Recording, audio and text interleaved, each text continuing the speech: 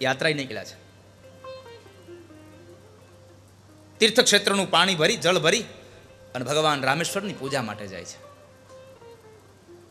રામેશ્વરની પૂજા માટે જાય છે અને માર્ગની અંદર બરાબર એક ગધેડો તરસને લઈ આકુળ વ્યાકુળ થઈ અને પડ્યો છે. અને એ ગધેડાને ખૂબ તરસ લાગી છે. એકનાથજી મહારાજે પોતાની અંદર જે પાણી હતું પોતાની પાસે ઘડામાં, એ ઘડો ગધેડાના મોઢા પાસે એના મોઢામાં પાણી રેડ્યું. થોડીક એને ભાન આવ્યું, હજી તરસો છે. ધીમે ધીમે બધું જ પાણી એને પીવડાવી દીધું. એટલે ગધેડો શાંત થયો અને ઉઠ્યો અને ચાલતો થઈ ગયો. એની હારે જે અન્ય સંતો હતા ને, એને એકનાથજી મહારાજને કીધું, એકનાથજી તમે શું કર્યું? આપણે ક્યાં છેકથી આ તીર્થનું જળ ભરીને લાવ્યા અને તમે આ ગધેડાને પાણી પાઈ અને આપણી યાત્રા હાવ ફોગટ જશે. તમારું તો પાણી ગયું બધું ફોગટમાં, તમે ગધેડાને પાણી પાયું. અને ત્યારે એકનાથજી મહારાજે બોલ્યા છે કે ભાઈ, મેં એવું સાંભળ્યું છે કે પરમાત્મા તો બધાયમાં વાસ કરે છે. મને એમ થયું આ ગધેડામાં ભગવાન હશે, એટલે મેં મારા રામેશ્વરની પૂજા અહીંયા ગધેડામાં કરી લીધી. મારો અભિષેક અહીંયા ગધેડાને જળ પાયું, એમાં રામેશ્વરનો અભિષેક થઈ ગયો. તમારી દ્રષ્ટિ હોવી જોઈએ અત્ર તત્ર સર્વત્ર. મારો હરિ સર્વત્ર છે, જ્યાં પણ નજર કરો ત્યાં. ચતુશ્લોકી કહે યત સ્યાત સર્વત્ર સર્વદા. મારો હરિ બધે જ છે, જ્યાં નજર કરો ત્યાં નથી.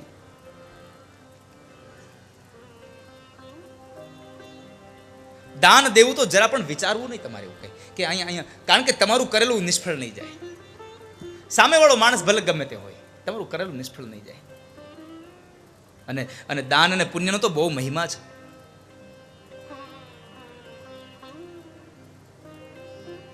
એકવાર એક શેઠ મહાજન શહેરમાં રહેતા હતા અને એ દાન પુણ્ય એટલું દાન પુણ્ય કર્યું કે એની પાસેની પોતાની બધી સંપદા એને દાનમાં આપી દીધી.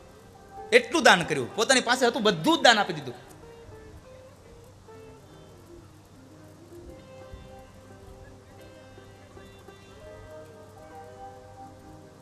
એક વખતના સમયની પત્નીએ કહ્યું, સાંભળ્યું, હવે તો ઘરમાં કાંઈ છે નહીં અને મેં એવું સાંભળ્યું છે, એવું જાણવા મળ્યું છે કે આપણા બાજુના જે નગરના જે રાજા છે ને, એ ધન દઈ અને બીજા લોકોનું પુણ્ય લે છે, પુણ્ય વેચાતું લે છે.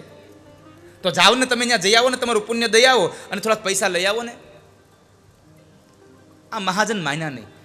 ઘણી વાર પોતાની પત્ની કીધું એટલે પત્નીને રાજી કરવા માટે થઈ અને પોતે જાય છે કે લાવ હવે તું કે છો તો જઈ આવું, બીજું શું. અને પોતે જાય છે. જ્યારે પોતે જવા માટે નીકળ્યા, એની પત્નીએ 4 રોટલા એને બનાવીને દીધા. કેટલા રોટલા? 4 રોટલા. માર્ગમાં અડધે ગયા અને બરાબર એક તળાવ સરોવર આવ્યું. સરોવરના કિનારે એક વૃક્ષના છાયા નીચે એ શેઠ બેઠા છે મહાજન, જમવાની તૈયારી કરે. ત્યાં એક કૂતરી આવે છે. થોડે દૂર એક કૂતરી પોતાના ગલુડિયાને મૂકી અને આવે છે અને એને બહુ ભૂખ લાગી છે. એટલે મહાજને એક રોટલો એને આપ્યો, કૂતરી ખાઈ જાય છે. બીજો રોટલો આપ્યો, કૂતરી ખાઈ ગઈ. ત્રીજો રોટલો આપ્યો, કૂતરી ખાઈ ગઈ. ચોથો રોટલો આપ્યો, કૂતરી ખાઈ ગઈ. બધું જ ખવાઈ ગયું. શેઠ તો ભૂખા. મહાજન ચાલતા થયા પાછા રાજા પાસે. રાજાએ કહ્યું કે બોલો ભાઈ, શું છે? તો કહે છે, મહારાજ મેં સાંભળ્યું છે કે તમે પુણ્ય વેચાતું લ્યો છો, તો હું પુણ્ય વેચવા આવ્યો છું. એમ? હા, બેસો આપણે અહીંયા.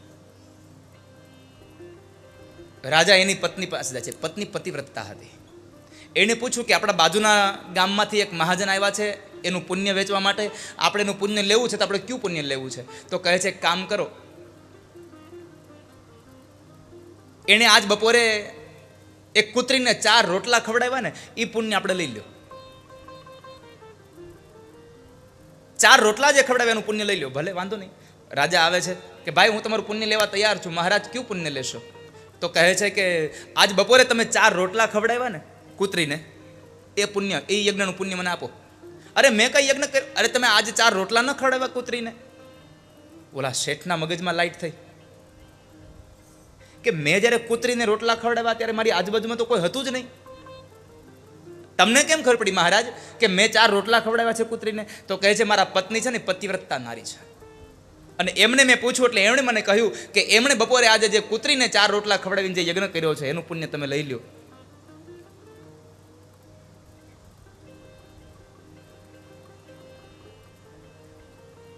ચાર રોટલા ખવડાવવાનું આટલું પુણ્ય હતું, એના બદલામાં કેટલા એ હીરા મોતી આપતા હતા. મહાજને કીધું કે ના શેઠ, મારે હવે મહારાજ મારે પુણ્ય નથી વેચવું, હું જાઉં છું. એ તો નીકળ્યો, ચાલતો ગયો. માર્ગમાં એને વિચાર આવ્યો કે મારી પત્નીએ મને મોકલ્યો તો જો લઈને નહીં જાવ તો વળી પાછો અમારી બેની વચ્ચે ઝઘડો થશે. જે જગ્યાએ એ નદીના કિનારે, સરોવરના કિનારે જે જમવા બેઠો હતો ને, ત્યાંથી ચલકતા પદાર્થો એક પોટલીમાં બાંધી લીધા, પથ્થર, અને લઈને જાય છે.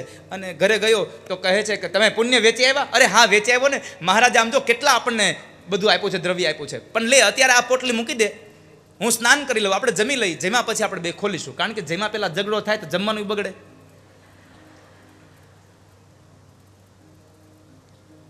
આપણે જમી લેશું પછી આ પોટલી ખોલીશું, ભલે વાંધો નહીં. અને શેઠ નાવા બેઠા મહાજન, અને આ પત્ની સ્ત્રીથી રહેવાયું નહીં, લાવ જોઈ લો આ હું લઈ આવ્યા. અને બેનનો સ્વભાવ હોય એ જોવે નહીં ત્યાં સુધી એને હક ન થાય. આ બાજુ તો રાજપીપળા બાજુ તો સારું છે, અહીંયા એવો સ્વભાવ નથી. હું બીજા ભારતની વાત કરું છું.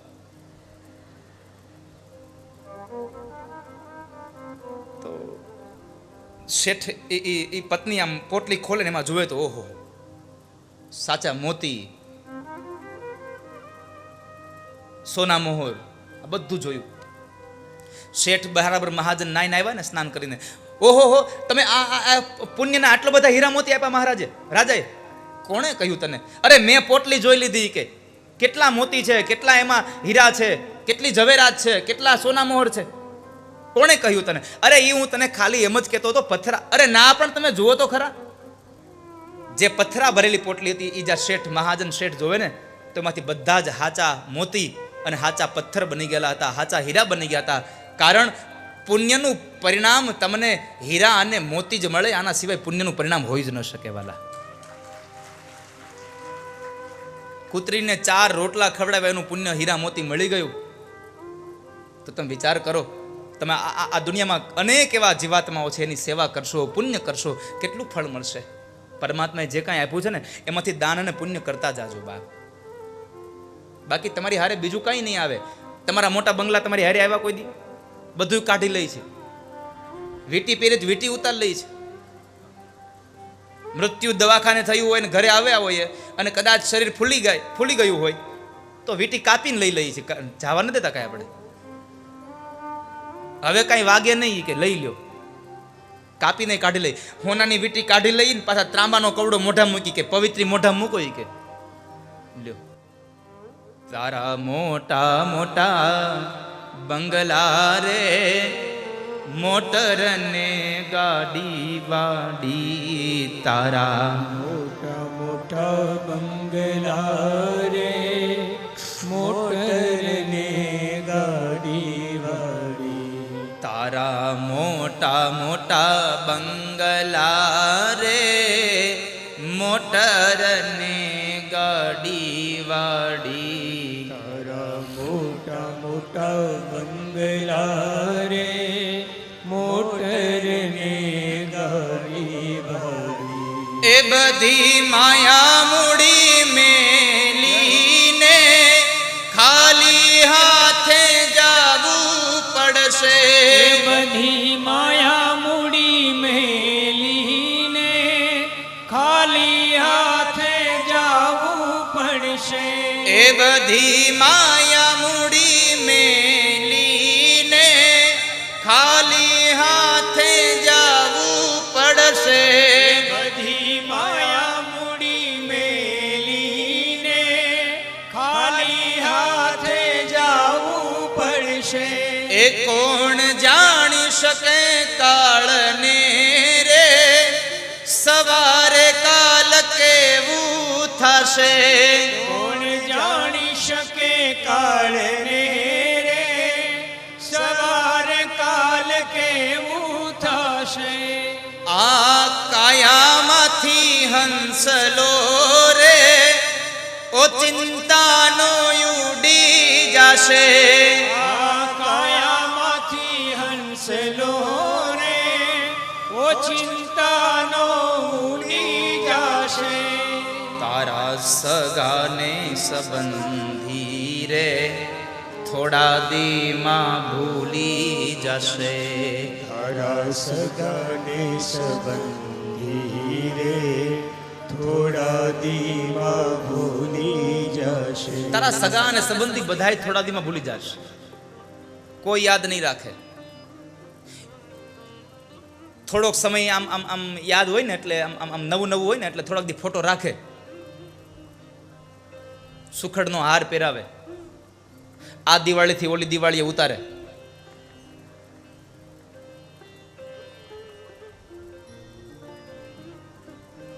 કોઈ યાદ નહીં રાખે.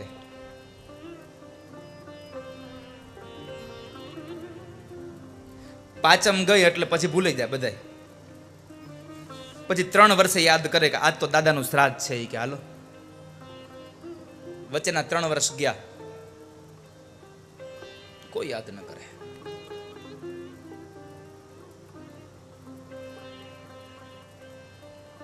રાજા, જેનું મૃત્યુ નજીક આવે એને પરમાત્માનું યજન કરવું જોઈએ.